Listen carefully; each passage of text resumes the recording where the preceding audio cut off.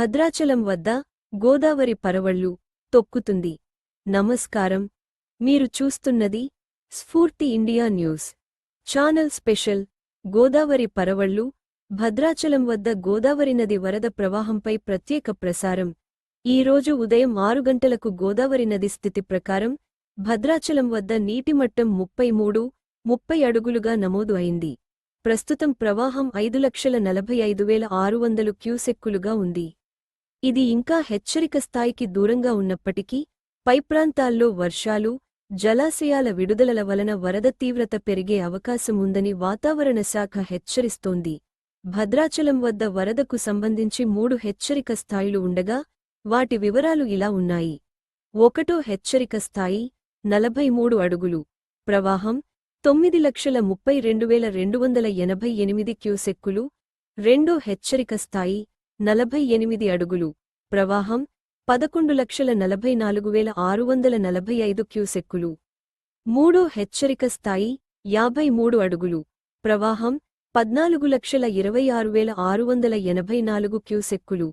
ప్రస్తుతం స్థాయి ఈ హెచ్చరికలకు తక్కువగా ఉన్నా అధికారులు అప్రమత్తంగా ఉన్నారు. జలవనరుల శాఖ, రెవెన్యూ శాఖలు వరదపై ఎప్పటికప్పుడు సమీక్షలు నిర్వహిస్తున్నాయి. గత వరదల చరిత్రపై ఓ దృష్టి సారించి అప్పటి పరిస్థితులు పునరావృతం కాకుండా అధికారులు అన్ని చర్యలు చేపపెడుతున్నారు. గోదావరి వరదలు కొత్తవి కావు. గతంలో ఎన్నో విధ్వంసకర పరిస్థితులను భద్రాచలం ఎదుర్కొంది. ముఖ్యంగా 1986లో వచ్చిన వరద ఇప్పటికీ స్థానికుల ఆవేదనగా మిగిలిపోయింది. 1986లో గోదావరి భయంకరంగా ఉప్పొంగింది. నీటిమట్టం 75.60 అడుగులు, ప్రవాహం 27.2 లక్షల క్యూసెక్కులు. ఈ వరద వలన పెద్ద ఎత్తున జనవాసాలు నీట మునిగాయి. 2022లో మరోసారి భద్రాచలం ఆందోళనకర పరిస్థితిని ఎదుర్కొంది. నీటిమట్టం 71.30 అడుగులు, ప్రవాహం 21.78 లక్షల క్యూసెక్కులుగా నమోదయింది. అనేక గ్రామాలు ఖాళీ చేయించాల్సి వచ్చింది. Field report. భద్రాచలం ఎంబాంక్మెంట్ వద్ద అప్డేట్స్ కొనసాగుతూ ఉంటాయి. ప్రస్తుతం భద్రాచలం వద్ద గోదావరి కరకట్ట ప్రాంత నుంచి మా ప్రతినిధి ఈ సమాచారాన్ని అందిస్తున్నారు.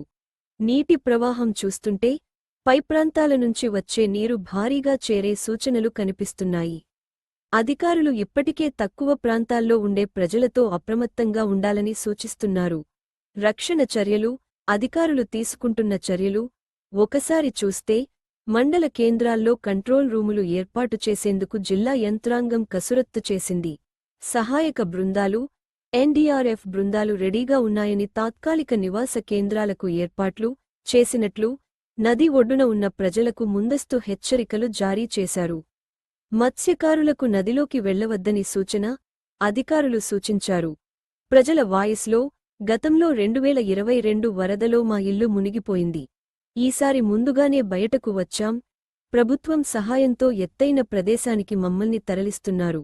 కాని పిల్లలతో ఇబ్బంది అవుతోంది. ప్రతి సంవత్సరం ఇదే పరిస్థితి. మాకు శాశ్వత పరిష్కారం కావాలి. గోదావరి నదిలో వరద తీవ్రత ఎంత పెరుగుతుందన్నది అంచనా వేయడం కష్టమే. కానీ జాగ్రత్తగా ఉండటం మాత్రం మన వంతు.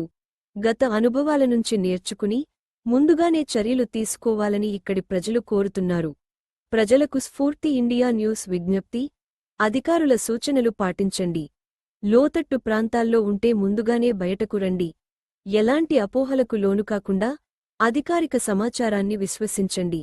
ఇదే భద్రాచలం వద్ద గోదావరి వరద పరిస్థితిపై మా ప్రత్యేక నివేదిక. వరద పరిస్థితిపై ప్రతి గంటకు అప్డేట్స్ అందించబడతాయి.